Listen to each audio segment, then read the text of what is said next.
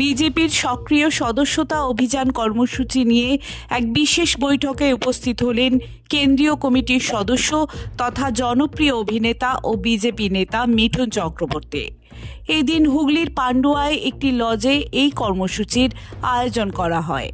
মিঠুন চক্রবর্তী ছাড়াও আজকের এই কর্মসূচিতে উপস্থিত হয়েছিলেন হুগলির প্রাক্তন সাংসদ লকেট চট্টোপাধ্যায়ের পাশাপাশি হুগলি সাংগঠনিক বিজেপি জেলা সভাপতি তুষার মজুমদার সহ বলাগড়, চুঁচুড়া, চন্দননগর, পোলবা ব্লকের বিভিন্ন বিজেপির কার্যকর্তারা।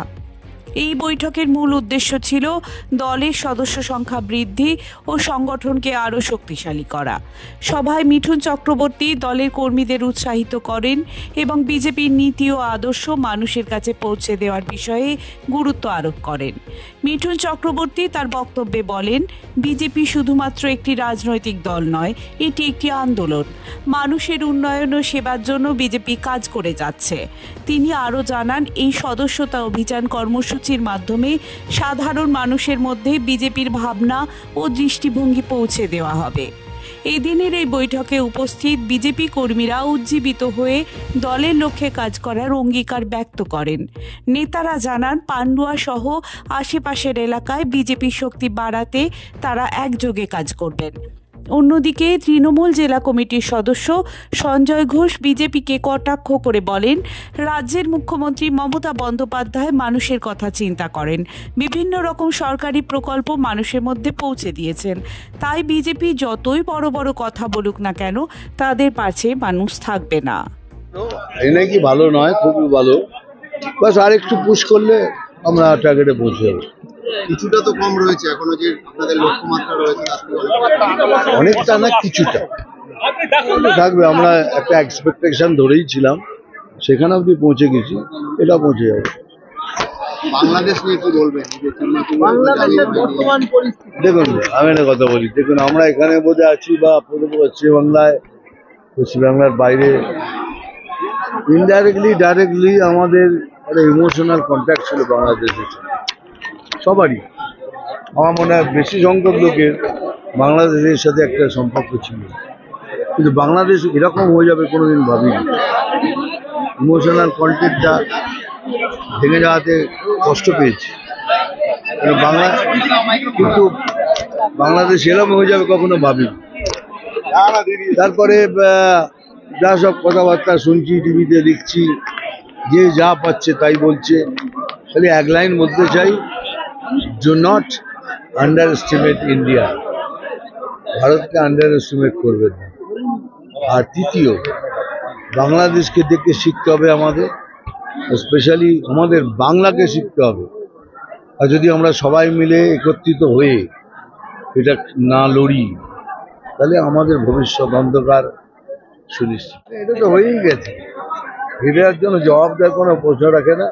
Paschimbangla already in the downhill.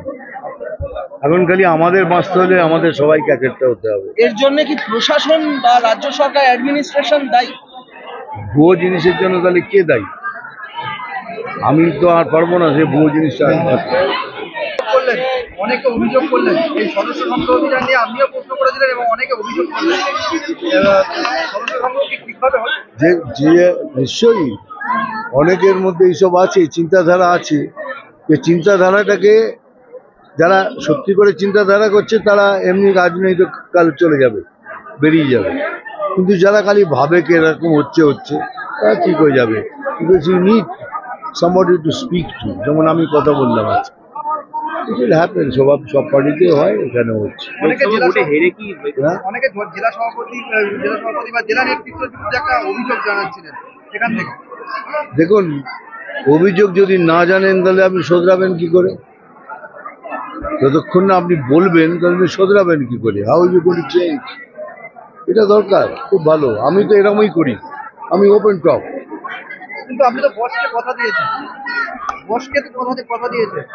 আমি যা কথা দিয়েছি কি নো মার্সি, মানে যাকে দেখবো কাজ করছে না, আমার কোনো ইমোশনই নেই, তুলে ফেলে দেবো। 3 লাখে মাত্র 51,000 না, ওটা ওইভাবে ধরলে পারবেন না। ওটা আমাদের, এটা কি জেনুইন মেম্বারশিপ। আগে সব ফেক মেম্বারশিপ হতো, ফেক মেম্বারশিপ হলে এখন 5 লাখ হয়ে যেত। ওটাকে 3 দিয়ে গুণ করুন, দেখবেন 1.5 লক্ষ হয়ে গেছে।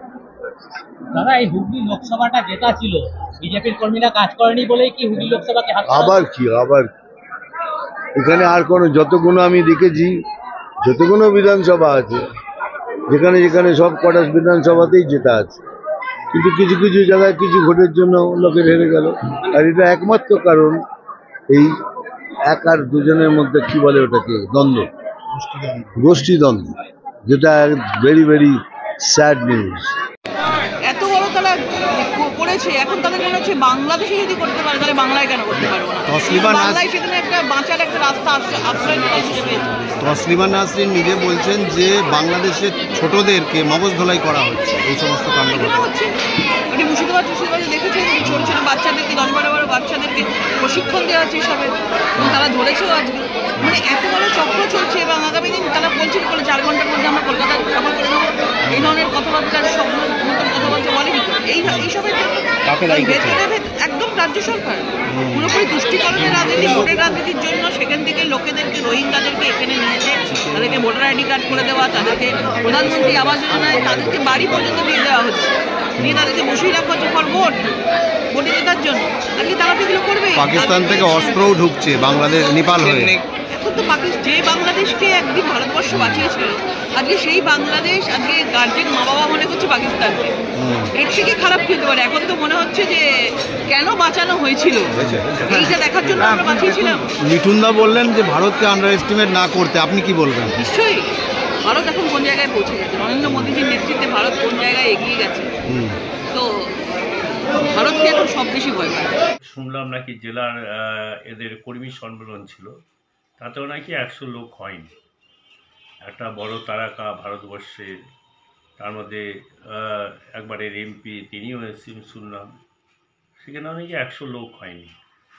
আমার একটা বুথ থেকে, পান্ডুয়ার একটা বুথ থেকে আমার মিছিলে প্রায় 400 লোক বেরোয় একটা বুথ থেকে। আমি যখন মিছিল করি তখন পান্ডুয়ায় 40 থেকে 50,000 লোকের ঢল নামে। আমরা মমতা বন্দ্যোপাধ্যায়ের দল করি, মমতা বন্দ্যোপাধ্যায় যে প্রকল্প মানুষের কাছে বলি, সেই জন্য মানুষ আমাদের সঙ্গে আছে। আমি 365 দিন মানুষের পরিষেবা দেয়, মানুষ আমার সঙ্গে আছে। আমি এসে ডায়লগ দিলাম, আমি এই করব, ওই করব, বাংলা পরিবর্তন করব, কিন্তু যখন মানুষ বিপদে পড়ে মানুষের পাশে এসে দেখা যায় না। এটা বসন্তের কোকিল, ভোটের সময় আছে 2026, এখন ওরা অনেক ডঙ্কা বাজাবে, কট্টার বাজাবে, হাততালি বাজাবে, সব বাজাবে, কিন্তু মানুষকে বড় বড় ডায়লগ, কিন্তু মানুষ এদের কাছে তো বিচ্ছিন্ন, এদের সঙ্গে নেই। আজকে হতাশ হওয়ার কারণ তো আছে। আমরা 2005 সালে, 2006 সালে, 5 সালে মমতা বন্দ্যোপাধ্যায় একজন এমপি ছিলেন, আমাদের তখন সেই সময় দুঃসময়। 2006 সালে আমরা, তার আগে ছিলাম, আমাদের একে ছিল 60খানা এমএলএ, সেইখান থেকে আমরা 29টা হয়েছিলাম, 30টা এমএলএ। তা আমরা মানুষের কাছে বিচ্ছিন্ন হয়নি। তখন বেলপাহাড়ি অশান্তি চলছে, জঙ্গলমহল অশান্তি চলছে, নানুর চলছে, গড়বেদা চলছে, কেশপুর চলছে, আরামবাগ চলছে, সর্বত্র জায়গায়। তাও তো মমতা বন্দ্যোপাধ্যায় ছুটে গেছে, আমরা মানুষের পাশে গিয়ে দাঁড়িয়েছি। তাই মানুষ আমাদের 2011 সালে আজকে দেখতে পাচ্ছেন যে এরা এত মানে আর্যিকর নিয়ে তোলপাড় করেছিল, মনে হচ্ছে বাংলায় যেন পরিবর্তন হয়। কিন্তু মমতা বন্দ্যোপাধ্যায়কে বাংলার মানুষ বেছে নিয়েছে, যিনি 70টা প্রকল্প, সেই প্রকল্প মানুষের কাছে পৌঁছে গেছে, তো উপনির্বাচনে 6-0 করে দিয়েছে। Suman Chakraborty report, Hooghly Times.